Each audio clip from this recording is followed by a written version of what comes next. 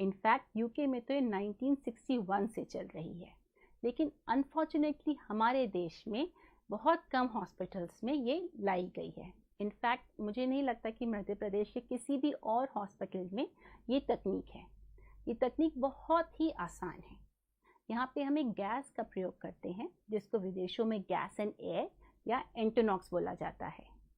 अगर इस गैस का कंपोजिशन देखा जाए तो इसमें 50% नाइट्रस ऑक्साइड N2O और 50% ऑक्सीजन होता है। ये गैस आपको एक सिलेंडर में मिल सकती है या फिर पाइपलाइन में आती है और पेशेंट इसको एक मास्क के थ्रू लेता है। इस गैस का असर होने में करीब 30 सेकेंड लगते हैं। तो अगर जब कॉन्ट्रैक्शन शुरू होने वाला होता है तो शुरुआत में ही पेशेंट एक लंबी सांस लेगा जिससे उसके शरीर में एक गैस जाए और इस गैस का असर 1 मिनट तक रहता है। तो उस कॉन्ट्रैक्शन में आपको बहुत अच्छे से पेन रिलीफ मिल जाता है। खास बात तो ये है कि इस गैस का कोई खास असर नहीं होता आपके बेबी पे या आपके लेबर में या आपकी जिस प्रकार से आपकी डिलीवरी होगी उसमें। तो ये पेन भी कम कर देता है और इसके कुछ खास साइड इफ़ेक्ट भी नहीं होते हैं। बिल्कुल, और जितने भी दर्शक हमारे ये कार्यक्रम देख रहे हैं, हमारे नंबर्स लगातार आपकी टीवी स्क्रीन पे फ्लैश हो रहे हैं। आप कॉल करके डॉक्टर दीप्ति से सलाह ले सकते हैं। डॉक्टर दीप्ति, अगर बात करें इस एंटीनॉक्स की जो आपने बताया जो कि ये गैस है, क्या इसके कोई साइड इफ़ेक्ट्स होते हैं शरीर पे, माँ पे या फिर होने वाले बच्चे पर? ये आपने बहुत अच्छा सवाल किया। तो देखिए, ये एंटीनॉक्स पेशेंट लेता है एक फेस मास्क से और ये गैस लंग्स के थ्रू हमारी बॉडी में जाती है। जैसे मैंने कहा, इसको 30 सेकंड लगते हैं पूरा असर होने में और इसका असर सिर्फ 1 मिनट ही रहता है और उसके बाद लंग्स के थ्रू ही ये सारी गैस पेशेंट बाहर कर देता है शरीर से। इसीलिए इसका बच्चे पे कोई भी इफ़ेक्ट नहीं होता है।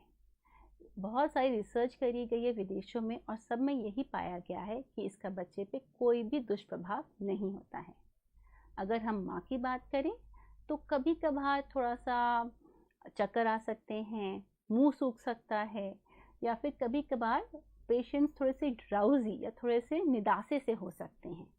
अगर ऐसा होता है तो आप आराम से ये गैस यूज़ करना बंद कर सकते हैं, क्योंकि इस गैस का असर तो सिर्फ 1 मिनट रहता है। तो जैसे ही पेशेंट इसको इस्तेमाल करना बंद करेगा वैसे ही इसका असर भी चला जाएगा। और अगर इसके डोसेज की बात करें तो क्या डोज दिया जाता है एक गर्भवती महिला को जब ये गैस का दिया जाता है, और कभी कभार क्या ओवर डोज की प्रॉब्लम भी होती है इस गैस को देते समय? देखिए, वही इस गैस की सबसे खास बात है। जब कोई भी महिला लेबर में होती है तो बहुत ज़रूरी है कि वो फील करें कि वो कंट्रोल में है और इसी कंट्रोल से हम ओवरडोज अवॉइड करते हैं। तो पहले तो ये गैस आ रही है एक फेस मास्क के ज़रिए। उस फेस मास्क में ऐसा नहीं है कि कंटिन्यूसली गैस आई जा रही है, उसमें एक वॉल्व होता है जिसको हम डिमांड वॉल्व कहते हैं। तो महिला जब ज़ोर के सांस अंदर लेती है तब भी वो वॉल्व खुलेगा और गैस निकलेगी, और जब महिला उसमें से नहीं सांस लेगी तो गैस निकलेगी ही नहीं। इसका मतलब है कितनी डोज जाए ये पूरी तरह उस गर्भवती महिला पे डिपेंड करता है। दूसरी बात, जो हम हमेशा अपने लेबर रूम में अपनी नर्सेस को बोलते हैं कि जो वो मास्क है वो किसी भी नर्स को या किसी भी डॉक्टर को नहीं पकड़ना है, वो पेशेंट को अपने हाथ से ही अपने मुंह पे रखना है। इससे फ़ायदा क्या होगा? इससे फ़ायदा ये होगा कि मान लीजिए अगर डोज ज़्यादा हो रही है, अगर पेशेंट निदासा हो रहा है, ड्राउजी हो रहा है, तो सबसे पहले उनके हाथ से वो मास्क छूट जाएगा और मास्क छूटते साथ ही पेशेंट रूम की एयर अपने अंदर लेने लगेगा और थोड़े बहुत जो साइड इफ़ेक्ट हो रहे होंगे गैस के वो भी चले जाएंगे। मैंने बताया कि इसका बच्चे पे कोई असर नहीं होता है। तो अगर आप अर्ली लेबर में हैं, अगर आपकी प्रेगनेंसी बिल्कुल लो रिस्क है, अगर आप चल फिर रहे हैं, तो भी आप बीच बीच में आके इस गैस को इनहेल कर सकते हैं।